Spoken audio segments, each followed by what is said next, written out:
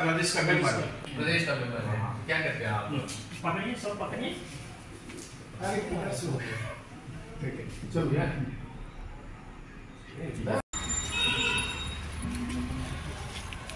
সিপাহীজলা জেলার পক্ষ থেকে মাননীয় ডিএম সাহেবের কাছে আমরা শ্রমিক কর্মচারীদের বিভিন্ন দাবি দেওয়া নিয়ে মিলিত হয়েছি।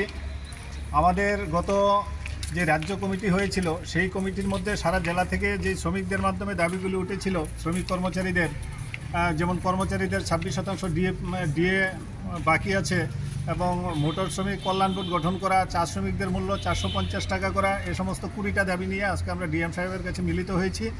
আজকে সিপাহীজলা জেলার পাশাপাশি সারা ত্রিপুরার 8টি জেলাতেও একসাথে ডেপুটেশন দেওয়া হচ্ছে ভারতীয় মজদুর সংঘের পক্ষ থেকে সব ইউনিয়নকে সাথে নিয়ে।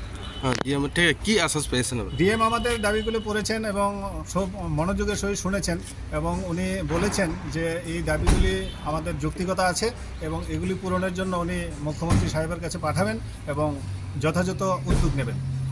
দাবিগুলো যদি পূরণ না হয় আপনারা কি পদক্ষেপ নেবেন? আমাদের শ্রমিক সংগঠন আমাদের কাজই হচ্ছে আন্দোলন করা। যতক্ষণ পর্যন্ত আমাদের এই দাবিগুলো পূরণ না হবে আমরা পরপর আন্দোলন করতে থাকব এবং আন্দোলনের মাত্রা ধীরে ধীরে কঠিন থেকে কঠিনতর হতে থাকবে। আমরা বিভিন্ন পদক্ষেপ নিতে থাকবো। আজকে ডেপুটেশনের মধ্যে আপনারা কে কে আইসেন আজকে একটু পরিচয় দিন।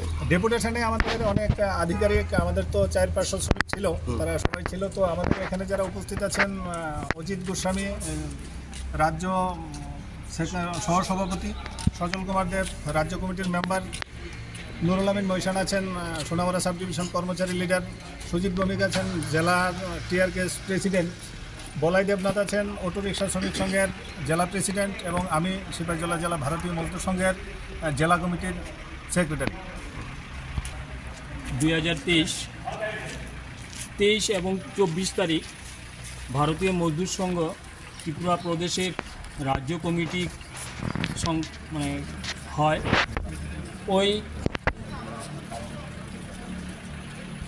23 তারিখে সারা ত্রিপুরা থেকে বিভিন্ন ইউনিট থেকে বিভিন্ন দাবি দাবা এসছে। এই দাবিগুলি নিয়ে আমরা আজকে জেলা শাসকের নিকট ডেপুটেশন দিয়েছি এবং ওই দাবি স্মারকলিপি ওনার হাতে তুলে দেই।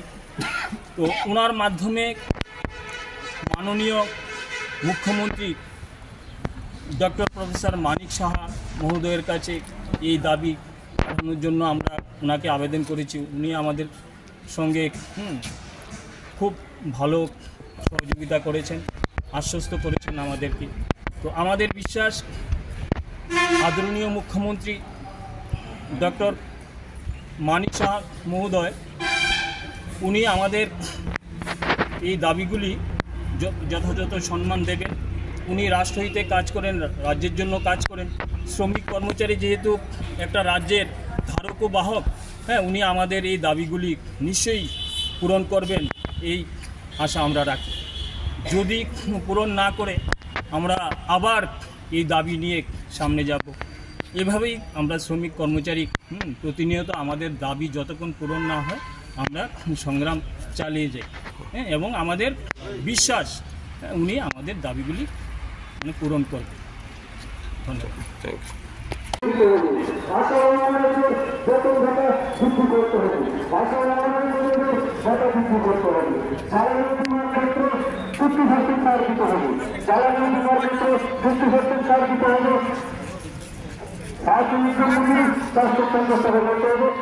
মাত্রা